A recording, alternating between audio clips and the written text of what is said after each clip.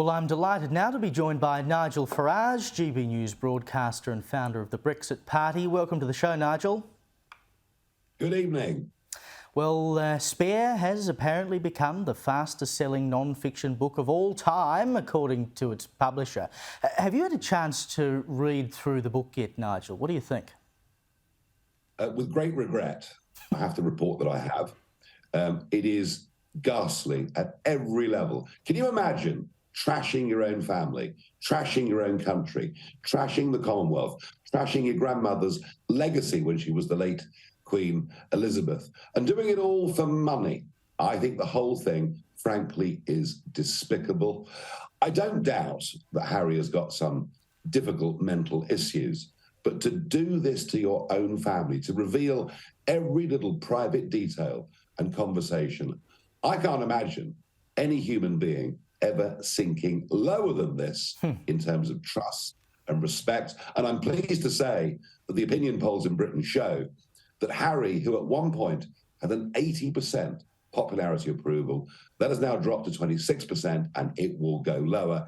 And I sense the same thing's happening in the USA too.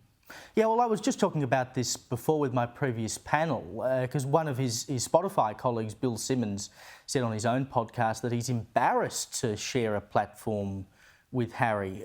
Perhaps some of his new friends over in the US are waking up to the fact that he's just not that interesting and that he's a bit of a blowhard.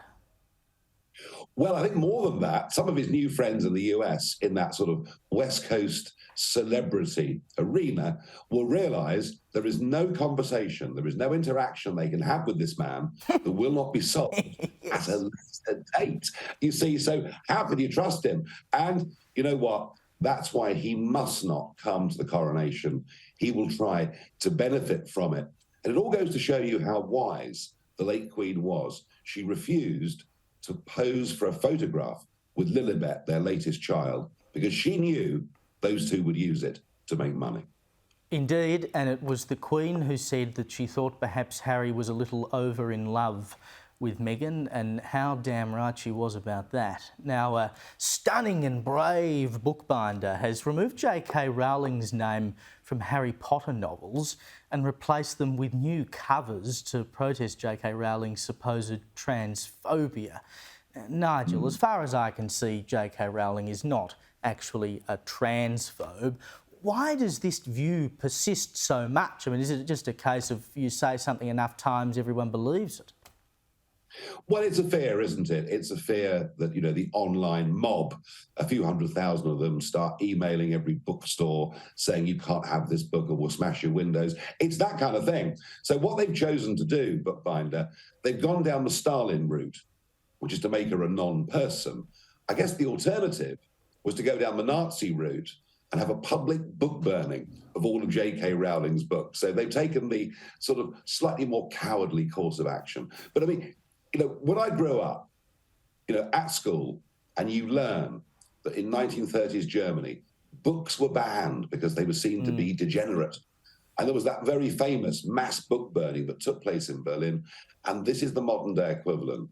It is absolutely shocking. They're doing everything they can to make J.K. Rowling a non-person. And there are big, big lessons in this. You know, we can talk about virtue and we can talk about being kind to people. Actually, to J.K. Rowling, we are being truly beastly. And anyone now in public life that stands up for women's rights faces a real problem. I promise you, the pendulum on this has swung way too far. It will go back. When will it go back, though? And what will it take for it to go back? I can't tell you that. No one can. But you can look back through millennia of human behaviour, and you can see very often, you know, social trends will emerge for a period of time, and then something will happen and make it change. I mean, we in this country, we went through a period in the 17th century of Puritanism, where you could actually be put in prison for celebrating Christmas. And 20 years later, we had the restoration of the king and mass drunkenness on the streets of London like you've never seen. Now, I'm not advocating either position, but I am saying that things do change. There is no way after centuries of women fighting for equality, fighting for their rights, there is no way, after all of that, that young women are going to put up with this. Yes, of course, we're tolerant of the less than 1% of the population who feel they're born in the wrong gender. But the other 99% of us don't need to change because of that. And can you believe as well, these Rowlingless books, they're selling for £140 each. It sounds like getting into the woke industry is actually not a bad little earner. Well, it can be good, and some people will buy it, and let's see how they do. Although I'd be cautious about publishers telling you the number of books they're selling. In the biggest bookstore in Piccadilly in central London at 8 o'clock on Tuesday of this week, when Spare was launched, there was one person in the bookshop. So they may tell us it's the fastest selling non-fiction book of all time. You know what? I'm pretty sceptical. And speaking of spending too much money, the Church of England has pledged £100 million into researching the Church's links to slavery. I mean, Nigel, wouldn't that be better spent helping the poor and needy as Christ would have wanted, rather than going over old issues that, frankly, no one is thinking about? Well, we've also got clergy leaving. We've got churches closing because of a lack of funds. I would have thought keeping places of worship open in this country and around the world would be a very big priority.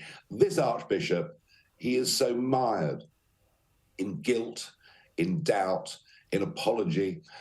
He spends most of his life telling us what a terrible country we are.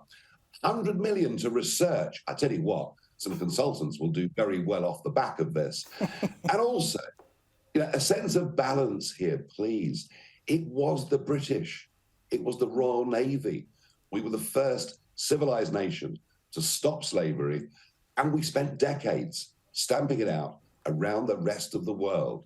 So, for goodness sake, let's stop pretending that somehow the British are uniquely awful. Just a few hundred years before the slave trade, every year the Vikings came from Denmark across the North Sea. They raped and they pillaged and they murdered. So if we're going to follow this logic, maybe we should go to Copenhagen and ask them for money. It is ridiculous. We've just got a minute here, Nigel, but I see Boris Johnson has given a very forward speech about where he thinks the Conservative Party should be going in the UK.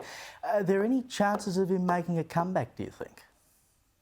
Ironic, isn't it? Boris Johnson, who dragged the Conservative Party way to the Liberal left, turned it into virtually a Green Party, put up taxes, increased the power of the state, now gives a speech saying we must live in low-tax Britain, and basically, I'm the man to lead it. Now, he does have a support club because he is at least entertaining compared to Mr. Sunak. Mr. Sunak, who is enough to send you to sleep, frankly. But he's also upset too many people with his dishonesty and his personal behaviour. And I don't believe a comeback is going to happen, even if Boris is now openly fantasising about it. Nigel Farage, thank you for joining me tonight. Thank you.